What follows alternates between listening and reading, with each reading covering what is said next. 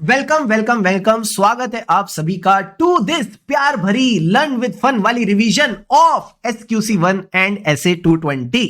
Sir एक बात बताओ, सबसे पहले ये दोनों SQC1 और SA220 किसकी बात करते हैं? क्वालिटी की बात करते हैं। यानी आप जो भी अपनी इंगेजमेंट्स करोगे, अश्योरेंस इंगेजमेंट हो या नॉन अश्योरेंस इंगेजमेंट हो, एज अ फर्म तो आपने उसमें क्वालिटी रखनी है। सर फर्म लेवल पे कौन सा स्टैंडर्ड लगता है? ये लगता है स्टैंडर्ड ऑन क्वालिटी कंट्रोल, जो कहता है आप जितनी भी इंगेजमेंट करो, सारी इंगेजमेंट चाहे अश्योरेंस हो या नॉन अश्योरेंस, इसमें आपने क्वालिटी मेंटेन करनी है। बट सर हम तो ऑडिट पढ़ने आए हैं, ऑडिट के बारे में बताओ। तो ऑडिट के ऊपर लगता है SA220। क्या SA220 भी क्वालिटी की बात करता है? हाँ, ये बोलता है quality control for an audit of financial statement. तो जब भी आपका क्वेश्चन आएगा क्वालिटी कंट्रोल को लेके, तो हम क्या कोट करेंगे? सर कोशिश करेंगे दोनों ही कोट कराएं, SQC1 भी कोट कर दे, SA220 भी कोट कर दे। ठीक है सर। फिर आता है sir question elements of a system of quality control. Sir ये elements of a system of quality control हमको कैसे याद रखने हैं? ध्यान से समझना, एक लाइन लिख लो आप सब मेरे साथ। ठीक है सर। हम एथिकल लीडर एक्सेप्ट करते हैं। हम एथिकल लीडर एक्सेप्ट करते हैं जो ह्यूमन एंगेजमेंट को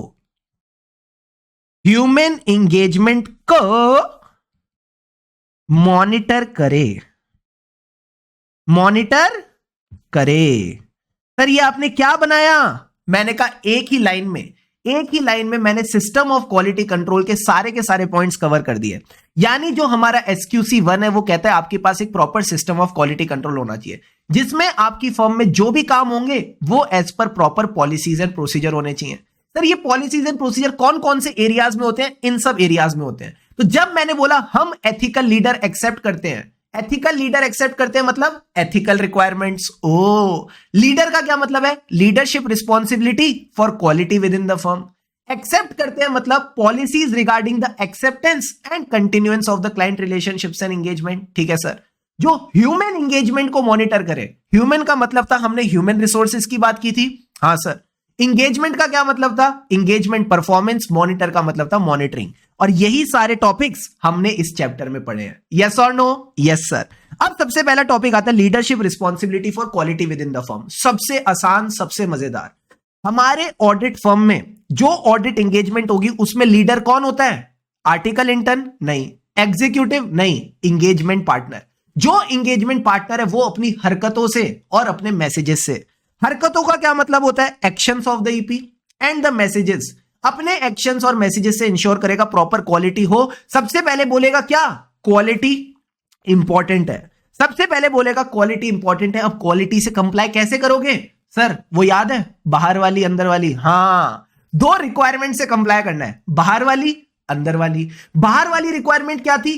PRL रिक्वायरमेंट। सारे बच्चे बोलो मेरे साथ, PRL requirement, professional standards, regulatory and legal requirement. एक और बार, professional standards, regulatory and legal requirement. बाहर वाली रिक्वायरमेंट से कंप्लाई करने के लिए हमने फर्म के अंदर क्या बनाई? Policies and procedure. यानी हमें कंप्लाई करना है विद द फर्म की खुद की quality control policies and procedure. जब मैंने दोनों रिक्वायरमेंट से कंप्लाई किया तो ऑडिट रिपोर्ट कैसी बनेगी? बेकार या बहुत अच्छी? सर बहुत ही अच्छी, बहुत ही बढ़िया। उसको कैसे बोलते हैं? Audit report will be appropriate in the circumstance. यानी आप सही ओपिनियन दोगे। अगर ऑडिट रिपोर्ट में गड़बड़ है तो क्या लोगों के अंदर डर होना चाहिए या डर नहीं होना चाहिए? सर डर नहीं होना चाहिए। लोगों को मौका दो कि वो अपनी दिक्कतों को बता सके without any fear of punishment. People should be able to raise their concerns without any fear of reprisal.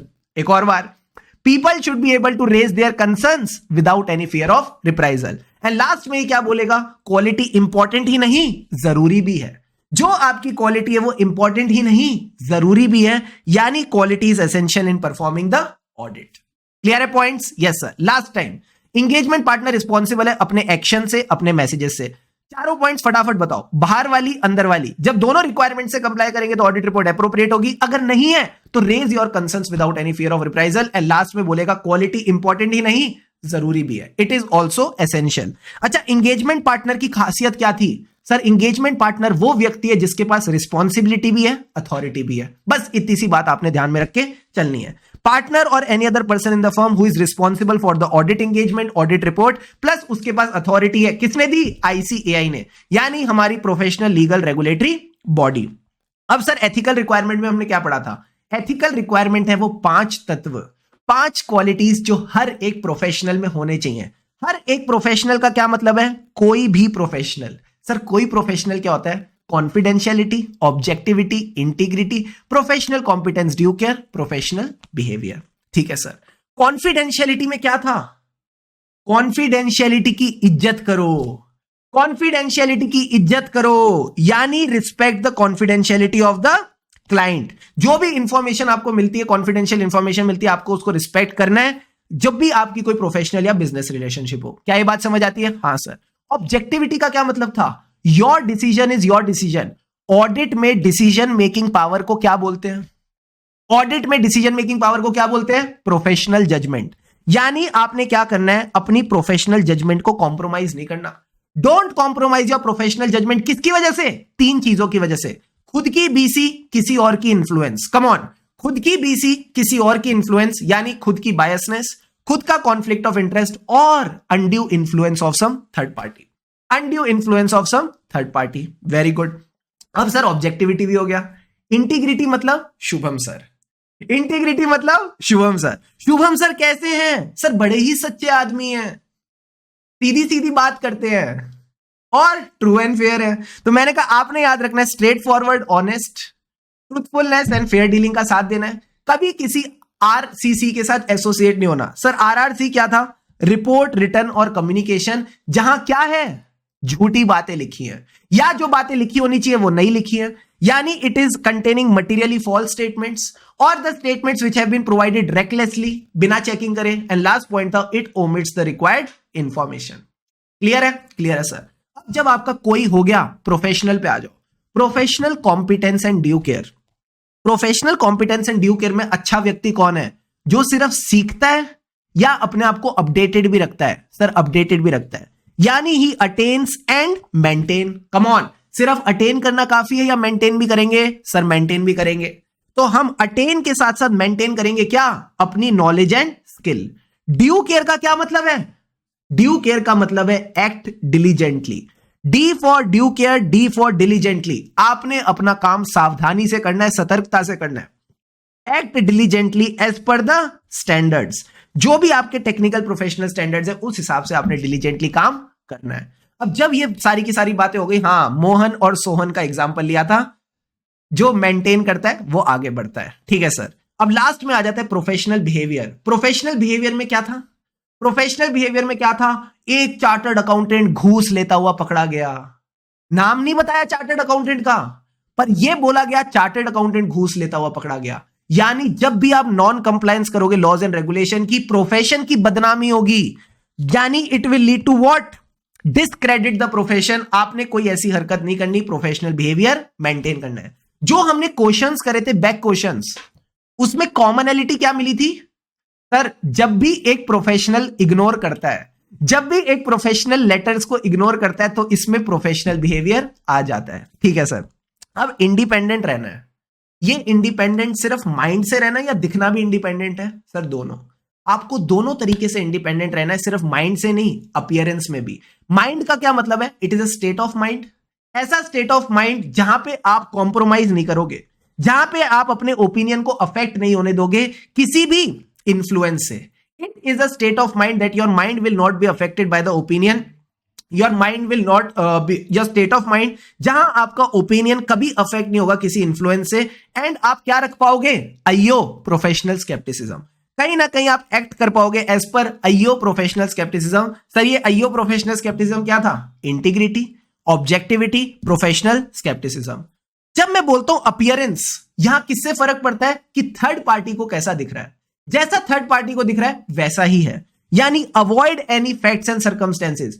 ऐसी कोई भी चीज अवॉइड करके लगो चलो जिससे कहीं थर्ड पार्टी को लगे कि आपका अयो प्रोफेशनल स्केप्टिसिज्म कॉम्प्रोमाइज हो चुका है। आपका अयो प्रोफेशनल स्केप्टिसिज्म कॉम्प्रोमाइज हो चुका है।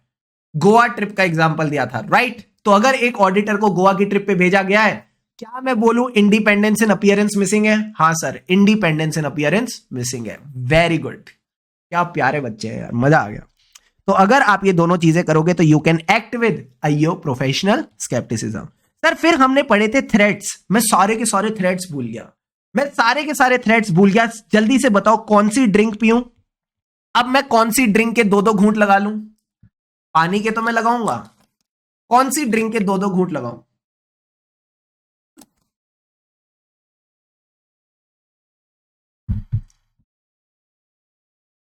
बताना जरा।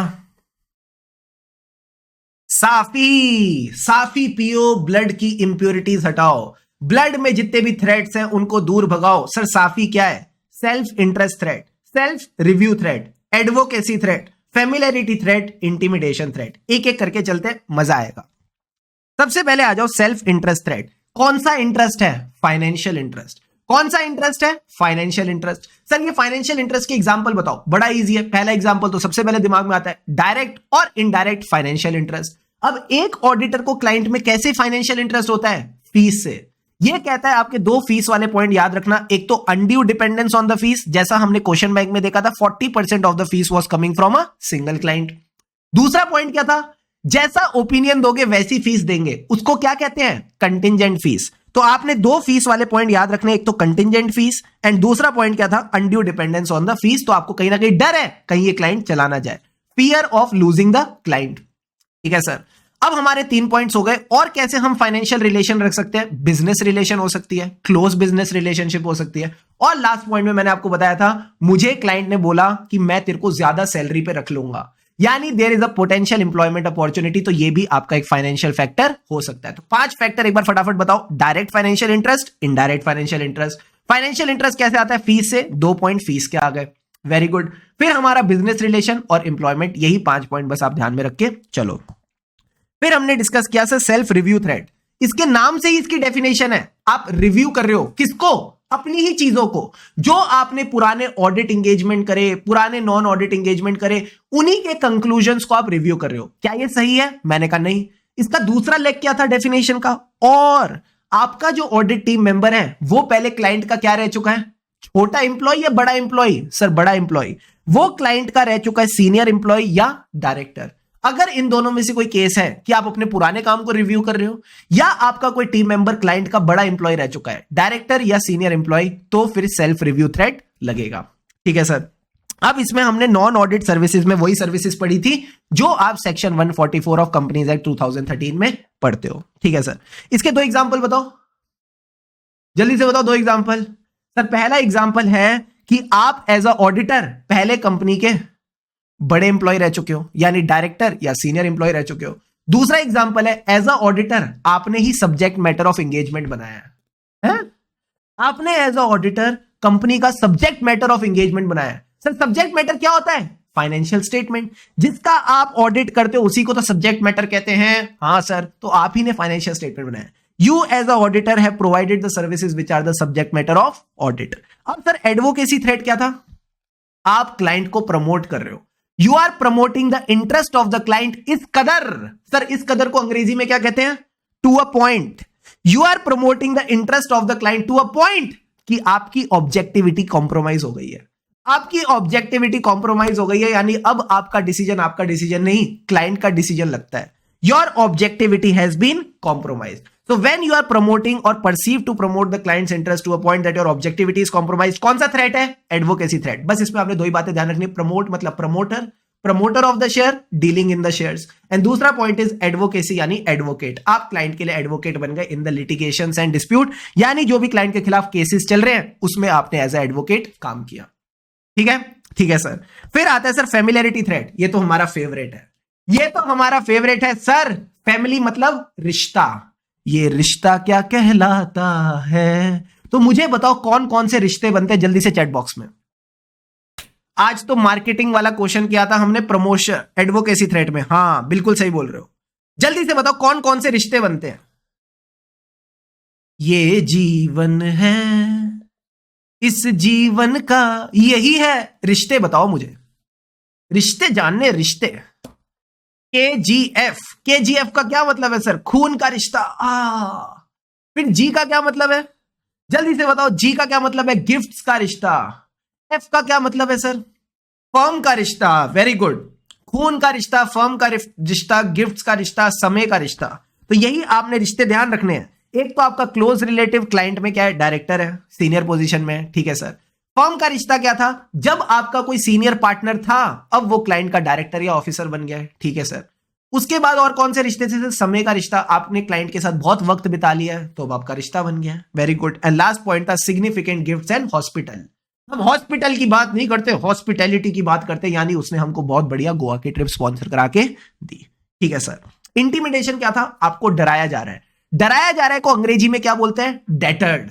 You are deterred from acting objectively. अब सर इसके 3 एग्जांपल बताओ। 2 थ्रेट्स, एक प्रेशर। 2 थ्रेट्स, एक प्रेशर। सर थ्रेट किसका? तुमको निकाल दूंगा, तुम्हारे खिलाफ केस कर दूंगा। कम ऑन, तुमको निकाल दूंगा, तुम्हारे खिलाफ केस कर दूंगा। बोलो ना मेरे साथ, तुमको निकाल दूंगा, तुम्हारे खिलाफ केस कर दूंगा। प्रेशर किस चीज का? फीस कम करो, काम कम करो, फीस कम करो, काम कम करो। बस आपने यही 3 चीजें ध्यान में रख के चलनी है, ठीक है। अब सर इसके सेफगार्ड जो है, क्या हमको यहां पे सेफगार्ड बताए हैं या उसकी गाइडेंस दी है? सिर्फ और सिर्फ गाइडेंस दी है। तो गाइडेंस क्या कहती है? Just go with the flow. पहले तो आप भूमिका बनाओ। सर भूमिका यानी हमको कहीं ना कहीं एक इंट्रोडक्शन बनाना पड़ेगा। क्वालिटी ऑफ ऑडिट के लिए ऑडिटर को इंडिपेंडेंट रहना जरूरी है। He should be and appear to be independent. Independent बनने के लिए क्या लगेगी? ताला या चाबी? सर चाबी। यानी हमको चाहिए की फंडामेंटल प्रिंसिपल। सर की फंडामेंटल प्रिंसिपल क्या है? अयो, professional scepticism, integrity, objectivity, professional scepticism. अब ये मेन बात कर रहा है, कह रहा है कोई भी काम एक्सेप्ट करने से पहले देखो कोई थ्रेट्स तो नहीं आपकी इंडिपेंडेंस पे। अगर थ्रेट्स है डोंट एक्सेप्ट, बट अगर आप सेफगार्ड लगा सकते हो तो सेफगार्ड लगाओ, to reduce, to eliminate it और reduce to an acceptable level. अगर आप एलिमिनेट नहीं कर पा रहे, रिड्यूस नहीं कर पा रहे, डोंट एक्सेप्ट द वर्क। यही क्वेश्चन मैंने आपको क्वेश्चन ऑफ द डे में दिया था। क्लियर है? क्लियर है सर। इस पे भी हमने बैक क्वेश्चन किया था। वो बैक क्वेश्चन में क्या था? वो बैक क्वेश्चन में क्या था सर? इस पे जो हमने बैक क्वेश्चन किया था उसमें ये था, एक अंकल जी थे, उनकी डेथ हो गई। अब उनकी डेथ होने के बाद कंपनी के शेयर्स किसके पास आए? ऑडिटर के पास आए। अब जब ऑडिटर के पास शेयर आ चुके हैं तो वो क्या करेक्टिव एक्शन लेगा? शेयर्स को बेच दो। आप कहीं ना कहीं मार्केट में शेयर्स को बेच दो। So you are safeguarding yourself. Clear है? क्लियर है सर। ये तो बड़ा अच्छा हो गया। अब आ जाओ इंडिपेंडेंस पे। सर इंडिपेंडेंस के बारे में आपका क्या ख्याल है? हमारा देश इंडिपेंडेंट हुआ 1947 में। कैसी कैसी बातें कर रहे हो सर? असली वाला बताओ ना। हमारा ऑडिटर कैसा हो? इंडिपेंडेंट हो। तो अगर एक फर्म चाहती है कि उसके जितने भी मेंबर्स हैं ये इंडिपेंडेंट रहे, क्या मेंबर्स को बताना पड़ेगा? हाँ सर। तो सबसे पहले कम्युनिकेट द इंडिपेंडेंस रिक्वायरमेंट। फिर देखो इंडिपेंडेंस के ऊपर कोई दिक्कतें तो नहीं आ रही, कोई थ्रेट्स तो नहीं आ रहे कोई रिलेशनशिप से, ठीक है सर। प्लस फिर देखो कोई ब्रीचेस तो नहीं है जिससे थ्रेट्स आ रहे हैं। अगर ऐसे थ्रेट्स हैं तो इन थ्रेट्स का क्या करोगे? पहली प्रायोरिटी एलिमिनेट देम, दूसरी प्रायोरिटी रिड्यूस देम। अगर एलिमिनेट और रिड्यूस नहीं कर पा रहे, डोंट एक्सेप्ट द एंगेजमेंट। फिर आपने एंगेजमेंट एक्सेप्ट नहीं करनी, और अगर एंगेजमेंट एक्सेप्ट कर चुके हो विड्रॉ करके पतली गली से निकल जाओ। तो ये कहता है आपने एक्शन लेना है टू एलिमिनेट, रिड्यूस और if considered appropriate withdraw from the engagement. यानी हम मान के चल रहे आपने एक्सेप्ट कर ली, एक्सेप्ट करने के बाद अगर कोई दिक्कत आ रही है तो विड्रॉ करके चले जाओ। फिर एक बेसिक बातें ध्यान रखनी है सर। बेसिक बातें क्या ध्यान रखनी है?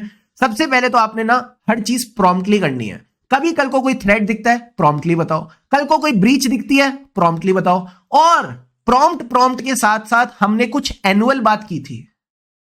क्या बात कर रहे हो सर? हाँ, जब भी आपको कोई सर्कमस्टेंस और रिलेशनशिप दिखते हैं जो थ्रेट क्रिएट करते हैं, प्रॉम्प्टली बताओ। जब भी आपको कोई ब्रीच दिखती है प्रॉम्प्टली बताओ। 2 चीजें प्रॉम्प्टली होगी, बट एनुअली भी कुछ था। एनुअली क्या था? एनुअली क्या था? ईवाई वाली स्टोरी जो आपने बताई थी। हां, मैं एनुअली ईवाई को क्या देता था? Independence confirmation. तो तुरंत के साथ एक एनुअली पॉइंट ध्यान रखना सर। एनुअली वाला पॉइंट क्या है? Every firm personal is required to give a annual confirmation कि उन्होंने इंडिपेंडेंस की पॉलिसीज एंड प्रोसीजर से कंप्लाई किया। क्लियर है पॉइंट? Yes sir. फिर हम आ गए अपने फेवरेट टॉपिक्स पे। अब हम आ गए अपने फेवरेट टॉपिक्स पे। कोई भी एंगेजमेंट को एक्सेप्ट और कंटिन्यू करने से पहले क्या देखेंगे? जल्दी से बताओ। कोई भी एंगेजमेंट को एक्सेप्ट और कंटिन्यू करने से पहले क्या देखेंगे? सारे बच्चे बताओ, मैन विल बी मैन। तो मैंने कहा सबसे पहले हम देखेंगे क्या, सेकी। सर सेकी का क्या मतलब था? सेकी का मतलब था significant matters, ethical requirement, competence, capability, time and resources and integrity. देखो है तो बहुत गलत बात, है तो बहुत गलत बात, बट कहीं ना कहीं इसी से हमारा आंसर सही हो जाएगा। तो बस इस बात को दिल पे मत लेना, दिमाग में ले जाना। यानी आपको बस ये बात ध्यान रखनी है, इससे आपके चारों के चारों पॉइंट्स हो जाएंगे। एंड इस पे भी आईसीए ने केस स्टडी पूछ रखी थी और हमने कर ली थी सॉल्व। ठीक है sir. Significant matters in the current year और previous year engagement which have impact on continuing the relationship. E का क्या मतलब था? एथिकल रिक्वायरमेंट्स की फर्म एथिकल रिक्वायरमेंट से कंप्लाई करे। सी का क्या मतलब था? CCTR, competence, capability, time and resources किसके पास? फर्म के पास। एंड इंटीग्रिटी किसकी? क्लाइंट और उनके बदमाशों की, क्लाइंट के owners, management and TCWG। G माने जीनियस। क्लियर है सर? अब एक बात बताओ, इंटीग्रिटी कैसे इवेल्युएट करोगे? इंटीग्रिटी कैसे इवेल्युएट करोगे? मैं तो भूल गया। इंटीग्रिटी इवेल्युएट कैसे करेंगे? डारारी रारा हेरे रारी रारा। इसमें क्या था? Reputed Rahul, reputed Rahul proposed Anjali. Anjali को पता चला उसकी नेचर में बहुत दिक्कतें हैं। सर क्या क्या दिक्कतें हैं? राहुल में बहुत एटीट्यूड है, Rahul is a cheater, plus जब हार जाता है तो उसके बाल नोचता है, मतलब बड़ा ही अग्रेसिव लड़का है। एंड कभी कभी मनी लॉन्ड्रिंग भी करता है, कभी कभी मनी लॉन्ड्रिंग भी करता है। तो मुझे एक बात बताओ, इसकी नेचर कैसी है? इनएप्रोप्रिएट है, इसकी नेचर बड़ी ही इनएप्रोप्रिएट है। तो सारे पॉइंट्स एक बार फटाफट रिकॉल करेंगे। हाँ सर। रेप्यूटेड का क्या मतलब है? Reputation of the client, owners, management, TCWG। Proposed का क्या मतलब है? Reason for the proposed appointment of the firm and non reappointment of the previous firm. पुरानी वाली को रीअपॉइंट क्यों नहीं किया? कोई गड़बड़ है क्या? हाँ सर, हो सकता है। फिर उसने उसकी नेचर देखी। नेचर का क्या मतलब था? Nature of the clients operation. अगर क्लाइंट चरस गांजे का धंधा करता है, क्या हम ये क्लाइंट एक्सेप्ट करेंगे? नहीं सर, बिल्कुल भी नहीं करेंगे। फिर उसके बाद एक बात बताओ, एटीट्यूड क्या था? एटीट्यूड किसको लेके? इंटरनल कंट्रोल्स और accounting standards. Attitude regarding the aggressive interpretation of internal controls and accounting standard. क्या ये अकाउंटिंग स्टैंडर्ड्स को प्रॉपर्ली कंप्लाई करने में बिलीव करते हैं? क्या इन्होंने एक अच्छा कंट्रोल एनवायरनमेंट बना रखा है? ये सब चीजें हम इनसे समझेंगे।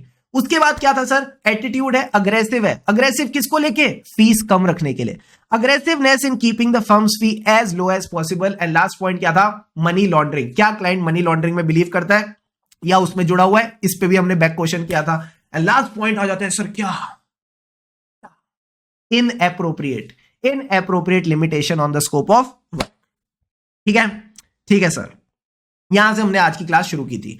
आज की जब हमने क्लास शुरू करी तो मैंने आपको क्या करवाया सर? आपने ना हमको कंपनीज एक्ट रिवाइज करवाया। पूरा नहीं, काम की चीज। मैंने आपको पहली क्लास में बताया था कि जब भी एविडेंस ना मिले जिसका इंपैक्ट मटेरियल भी है, परवेसिव भी। परवेसिव का मतलब है ये मान लो कि आपको पूरे फाइनेंशियल स्टेटमेंट का एविडेंस नहीं मिला। जब आपको पूरे फाइनेंशियल स्टेटमेंट का एविडेंस नहीं मिला, क्या आप कंक्लूजन दे पाओगे? ना। क्या आप ओपिनियन दे पाओगे? ना। तो पहली प्रायोरिटी क्या होगी? चुपचाप पतली गली से निकल जाओ। तो जब भी आप विड्रॉ करते हो, रिजाइन करते हो, क्या कंपनीज एक्ट 2013 ने आपको कुछ सिखाया था? हाँ सर। क्या? सेक्शन 140 सबसेक्शन 2 ने सिखाया था जब भी रिजाइन करेंगे तो फाइल करेंगे ADT3, मैं हो गया फ्री। कितने टाइम में? 30 days from the date of resignation. Company को बताओ, उसके मेंबर्स वगैरह को बताओ, सबको बताओ। ROC को बताओ, यानी रेगुलेटरी अथॉरिटीज को बताओ। प्लस अगर गवर्नमेंट कंपनी है तो CNAG को बताते थे। ये बात आपको ऑलरेडी आती थी। अब इसी के रिगार्डिंग इन्होंने क्या कहा? प्रॉपर पॉलिसीज एंड प्रोसीजर होने चाहिए। मतलब जब भी आप विड्रॉ करोगे तो सबसे पहले किसको बताओगे? जिनकी वजह से आपके साथ ये हुआ है, यानी the people who made your appointment. Yes और नो? Yes sir. दूसरा किसको बताना है? रेगुलेटरी अथॉरिटीज यानी ROC। आप ROC को बताओ। प्लस आप देखो, क्या मैं सिर्फ ऑडिट छोड़ रहा हूं या क्लाइंट छोड़ रहा हूं? क्या मैं सिर्फ ऑडिट छोड़ रहा हूं या इस पूरे क्लाइंट को छोड़ रहा हूं? यानी हो सकता है क्लाइंट आपसे ऑडिट के अलावा भी बाकी सर्विसेज लेता हो। So make sure you decide you are withdrawing from the audit engagement और from both the engagement as well as the client relationship. ठीक है, ठीक है सर। ह्यूमन रिसोर्स तो हमारा फेवरेट है, क्योंकि ये तो शुभम सर ने सिखाया ही नहीं, ये तो हम पहले से सीख के आए थे। स्टाफिंग का प्रोसेस आता है, हाँ सर, उसी के रिगार्डिंग पॉलिसीज एंड प्रोसीजर बनाने। और अच्छा मुझे बात बताओ, ह्यूमन रिसोर्सेज कैसे होंगे सर? कैसे होंगे मतलब एविडेंस की तरह होंगे, सफिशिएंट भी, एप्रोप्रिएट भी। यानी इनमें सफिशिएंट पर्सोनल होंगे, क्वांटिटी होगी। एप्रोप्रिएट का क्या मतलब था? कॉम्पिटेंस, कैपेबिलिटी एंड सलमान भाई। कॉम्पिटेंस, कैपेबिलिटी एंड सलमान भाई। सलमान भाई का क्या मतलब है? कमिटमेंट। कहीं ना कहीं यहां पे कमिटमेंट होनी चाहिए। अब ये जो पॉलिसीज एंड प्रोसीजर है बड़े सिंपल है। सबसे पहले तो आप उनको रिक्रूट करके उठा के ले आओ, फिर उनकी परफॉर्मेंस को इवेल्युएट करो कि ये कैसे हैं, क्या ये कॉम्पिटेंट है, क्या ये कैपेबल है? अगर है तो पैसे दे दो, प्रमोशन कर दो, कंपेंसेशन दे दो, प्रमोशन दे दो। जैसी प्रमोशन हो गई करियर डेवलप हो गया, जैसी प्रमोशन हो गई करियर डेवलप हो गया। क्या सारे के सारे पॉइंट्स हो गए? सर सारे के सारे पॉइंट्स हो गए। अब अगला पॉइंट आता है एंगेजमेंट परफॉर्मेंस। मुझे दिल पे हाथ रख के बताओ, इस रायते के हिसाब से चलेंगे या इंटरकनेक्शन के हिसाब से? इंटरकनेक्शन के हिसाब से। तो पहले इंटरकनेक्शन पे आ जाओ। हमारे ऑडिट में क्या होता है सर? ऊपर वाले लोग डायरेक्ट और सुपरवाइज करते हैं, नीचे वाले लोग परफॉर्म करते हैं। So direct, supervise and perform. अब जो मैं परफॉर्म करूंगा ऑडिट प्रोसीजर, उससे मुझे क्या मिलता है? Audit evidence. जो भी मैं परफॉर्म करूंगा क्या मुझे उसको डॉक्यूमेंट करना है? Yes sir. एंड हो सकता है काम करते करते मुझे दिक्कतें आए, तो मैं क्या करूंगा? With in the firm consultation लूंगा, सीनियर से कंसल्टेशन लूंगा, और हो सकता है एक्सटर्नली भी कंसल्टेशन लेनी पड़ जाए। तो आपने कहीं ना कहीं कंसल्टेशन लेनी है। अच्छा, कौन से मैटर्स पे कंसल्टेशन लेते थे? आसान चीजों पे या डिफिकल्ट चीजों पे? Difficult and contentious matters.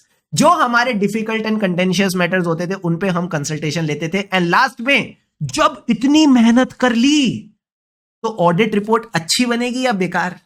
अच्छी। यानी लास्ट में बस आपने देखना है audit report is appropriate as per the circumstances, यानी आपकी ऑडिट रिपोर्ट में जो ओपिनियन है वो सही है। ठीक है, ठीक है सर। एक बार फटाफट सारे पॉइंट देख लें। हाँ sir, engagement partner will be responsible for the performance, क्योंकि इसी बंदे ने ऑडिट रिपोर्ट पे साइन करना है, ओपिनियन देना है। तो सबसे पहले direction, supervision and performance as per the PRL requirement. PRL मतलब पीआरएल क्या था? PRL professional standards, regulatory and legal requirement. दूसरी चीज जो आपने ध्यान रखनी है सर वो क्या? कि जब हम परफॉर्मेंस करेंगे तो क्या मिलेगा? Sufficient and appropriate evidence. तो एंगेजमेंट पार्टनर इंश्योर करेगा कि आपको सफिशिएंट एंड एप्रोप्रिएट एविडेंस मिला है। एविडेंस पे क्या निकालते हैं? कंक्लूजन। कंक्लूजन पे क्या निकालते हैं? ओपिनियन, जो ऑडिट रिपोर्ट में जाता है। थर्ड पॉइंट क्या है? इतनी मेहनत करिए, इसको डॉक्यूमेंट तो कर, ताकि कल को कोई रिव्यू करे तो पता तो रहे कि तुमने काम ठीक से किया है। तो नेक्स्ट पॉइंट क्या है? ऑडिट डॉक्यूमेंटेशन रिव्यू करेगा before the issue of audit report. दिक्कतें आई थी? हाँ। कंसल्टेशन वाली बात लिखी? नहीं, लिखो। Ensure appropriate consultations on difficult and contentious matter. Consultation कहां होगी? With in the team, with in the firm and outside the firm. जैसे जैसे लेनी है आप कंसल्टेशन ले सकते हो। लास्ट पॉइंट क्या आएगा सर? लास्ट पॉइंट क्या आएगा? Audit report appropriate in the circumstances, responsible to check that the audit report is appropriate in the circumstances. Awesome, awesome. अब सर इसके बाद हमने एक टॉपिक डिस्कस किया था, EQCR फॉर लिस्टेड एंटिटीज। ये क्या था? जल्दी से बताओ। EQCR फॉर लिस्टेड एंटिटीज क्या था? सर लिस्टेड एंटिटीज के केस में ना एंगेजमेंट पार्टनर को बड़ी टेंशन रहती है। ये बेचारा काफी घबराया जाता है कि मेरी ऑडिट रिपोर्ट गलत हो गई तो शेयर होल्डर्स को नुकसान हो जाएगा। हाँ सर, ये बेचारा बड़ा डरा रहता है। तो ये क्या चाहता है? ऑडिट रिपोर्ट इश्यू करने से पहले किसी सीनियर बंदे का सेकंड ओपिनियन ले ले। किसी सीनियर बंदे का सेकंड ओपिनियन ले ले कि मैंने जो ऑडिट किया है इसमें जितनी भी सिग्निफिकेंट चीजें हैं वो सही थी कि नहीं। तो इंगेजमेंट पार्टनर के पास 3 रिस्पॉन्सिबिलिटी आ जाती है जब भी ये लिस्टेड एंटिटी का ऑडिट करता है। क्या? पहले तो he will ensure EQCR is appointed. ये खुद अपॉइंट नहीं कर सकता, ये इंश्योर करेगा दैट पर्सन इज अपॉइंटेड। ठीक है सर। दूसरी चीज क्या थी? जब वो आया तो उसके साथ नॉर्मल बातें डिस्कस नहीं करेगा, सिग्निफिकेंट बातें डिस्कस करेगा, discuss the significant matter. And last में ये इंश्योर करेगा audit report is not signed, it is not dated, जब तक कि EQCR कंप्लीट ना हो जाए। तो बस आपने 3 बातें ध्यान रखनी है सर। क्या? सबसे पहले इंश्योर करेगा EQCR इज अपॉइंटेड, जब अपॉइंट हो गया तो उसके साथ significant matters. And last point क्या था? भूल गए? नहीं भूले। Audit report should not be dated, it should not be signed unless your EQCR is completed. Clear है पॉइंट? हाँ सर। ये सारी बातें हमको समझ में आ गई। अब मुझे एक बात बताओ, इसके बाद हमने एक पॉइंट और किया था। क्या? अगर कल को ऑडिट एंगेजमेंट में मतभेद हो जाती है सर, अगर कल को ऑडिट एंगेजमेंट में मतभेद हो जाती है, मतभेद का क्या मतलब है? Difference of opinion. इसका आंसर क्या लिखोगे? इसका आंसर क्या लिखोगे? जल्दी से बता दीजिए। What will be your answer to this? If there is a difference of opinion, how will you deal with it? सिर्फ 3 वर्ड का आंसर है, सिर्फ 3 वर्ड का। जल्दी से बताओ।